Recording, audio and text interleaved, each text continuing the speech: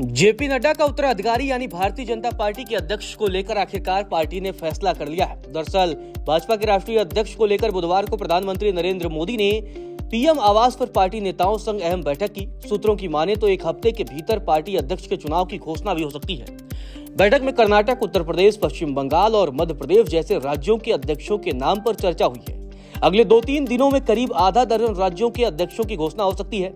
इसके बाद राष्ट्रीय अध्यक्ष की चुनाव प्रक्रिया 20 अप्रैल के बाद कभी भी शुरू हो सकती है। पार्टी के राष्ट्रीय अध्यक्ष का चुनाव जनवरी में होना था, लेकिन अप्रैल आधा बीत जाने के बाद भी नहीं हो सका है। जेपी नड्डा जनवरी 2020 से राष्ट्रीय अध्यक्ष के रूप में काम कर रहे हैं। पार्टी संविधान के मुताबिक उनका कार्यकाल जनवरी 2023 में खत्म हो गया, लेकिन लोकसभा चुनाव समेत कई बड़े चुनाव के मद्देनजर उनका कार्यकाल आगे बढ़ा दिया गया है। चलिए अब आपको उन नामों के बारे में बताते हैं जो अध्यक्ष की रेस में हैं। सबसे पहला नाम है शिवराज सिंह चौहान का। शिवराज सिंह चौहान 6 बार लोकसभा चुनाव जीत चुके हैं। 4 बार मध्य प्रदेश के मुख्यमंत्री रहे। मुख्यमंत्री रहते हुए लाडली बहना योजना शुरू की, जो विधानसभा चुनाव में गेम चेंजर साबित हुई। यह योजना दूसरे राज्यों के लिए रोल मॉडल बन गई है। 13 साल की उम्र में आरएसएस से जुड़े और इमरजेंसी के दौरान जेल में भी गए। ओबीसी कैटेगरी से आते हैं। 2005 में मध्य प्रदेश बीजेपी के अध्यक्ष भी रहे। आरएसएस की लिस्ट में शिवराज सिंह चौहान का नाम सबसे ऊपर है। दूसरा नाम है सुनील बंसल का। सुनील बंसल के पास 2014 के लोकसभा चुनाव में उत्तर प्रदेश के सह प्रभारी और फिर 2017 में प्रभारी की जिम्मेदारी रहते हुए पार्टी को कामयाबी दिलाई। इसके अलावा उड़ीसा, बंगाल और तेलंगाना के प्रभारी के रूप में मिली कामयाबी भी बड़ा प्लस पॉइंट है। सुनील बंसल को यूपी में बीजेपी का चाणक्य तक कहा गया। संघ से नजदीकी के साथ साथ संगठन में भी अच्छी पकड़ है। तीसरा नाम है धर्मेंद्र प्रधान का। वर्तमान में केंद्रीय शिक्षा मंत्री और भाजपा के एक अनुभवी संगठन करता है। ओडिशा से आते हैं, जहां बीजेपी की अपनी पकड़ और भी ज्यादा मजबूत करना चाहती है। मोदी और शाह की टीम के भरोसेमंद सदस्य हैं। 40 साल का राजनीतिक अनुभव है। बड़े ओबीसी नेता है।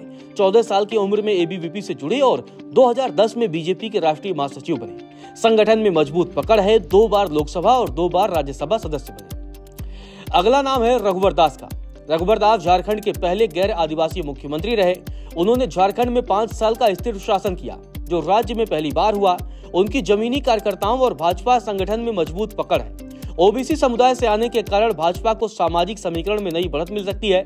उनकी वजह से पूर्वोत्तर में भाजपा को विस्तार मिल सकता है। स्मृति ईरानी कई अहम मंत्रालय संभालने के साथ प्रशासनिक अनुभव है। पार्टी के लिए मजबूत महिला चेहरा है। आरएसएस के साथ अच्छे संबंध और हिंदी बेल्ट के साथ दक्षिण भारत में भी प्रभावी है। अगला नाम है वानति श्रीनिवासन का। वर्तमान में भारतीय जनता पार्टी महिला मोर्चा की राष्ट्रीय अध्यक्ष है। ऐसे में संगठनात्मक कार्यों में उनका अनुभव है। 1993 से भाजपा से जुड़ी हुई है। तमिलनाडु के कोयम्बटूर दक्षिण सीट से कमल हसन जैसे बड़ा नेता को हराया था। तमिलनाडु में भाजपा को मजबूत करने में उनकी महत्वपूर्ण भूमिका रही है। पति श्रीनिवासन विश्व हिंदू परिषद के प्रदेश मंत्री रह चुके हैं। ऐसे में परिवार संघ और बीजेपी के काफी करीबी हैं। अगला नाम है तमिलसाई सौंदरराजन। 1999 से भाजपा से जुड़ी हुई हैं। राष्ट्रीय सचिव समेत कई महत्वपूर्ण पदों पर कार्य किया है। तमिलनाडु में भाजपा की प्रदेश अध्यक्ष भी रह चुकी हैं। ये उनका कार्यकाल 2014 से लेकर 2019 तक का था। प्रधानमंत्री नरेंद्र मोदी और गृह मंत्री अमित शाह के करीबी नेताओं में गिनी जाती हैं। तमिलनाडु में भाजपा को विपक्ष में रहते हुए पार्टी के विस्तार में इनका महत्वपूर्ण योगदान रहा है। अगला नाम है डी पुरंदेश्वरी का। पूर्व मुख्यमंत्री और टीडीपी संस्थापक एनटी रामाराव यानी कि एनटीआर की बेटी हैं।